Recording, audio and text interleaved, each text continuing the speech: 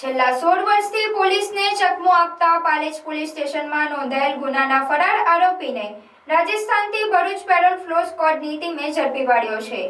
ભરૂચ જિલ્લામાં parole flow વચગાળાના જામીન તેમજ પોલીસ જાપ્તામાંથી ફરાર અને નાસ્તા ફરતા આરોપીઓને ઝડપી પાડવા માટે ઉચ્ચ અધિકારીઓ દ્વારા વિશેષ સૂચનાઓ આપવામાં આવી હતી। આ અંતર્ગત જિલ્લા પોલીસ વડાના માર્ગદર્શન હેઠળ ભરૂચ પેરોલ ફ્લો સ્ક્વોડની ટીમ દ્વારા સઘન પ્રયાસો હાથ ધરવામાં આવ્યા હતા।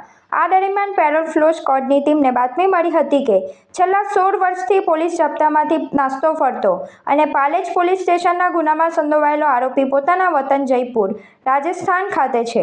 આ બાતમીના આધારે પોલીસ હ્યુમન સોર્સ અને ટેકનિકલ સર્વેલન્સની મદદથી સઘન વર્કઆઉટ કરી આરોપીનું ચોક્કસ લોકેશન મેળવ્યું હતું। મૂળ જયપુરના રહેવાસી અને હાલ સોડાલા વિસ્તારમાં છુપાયેલા રીઢા આરોપી રાહુલ ઉર્ફે સત્યેન્દ્ર શ્યામ સુંદર શર્માને પોલીસ ટીમ દ્વારા જયપુર ખાતેથી સફળતાપૂર્વક ઝડપી પાડવામાં આવ્યો હતો।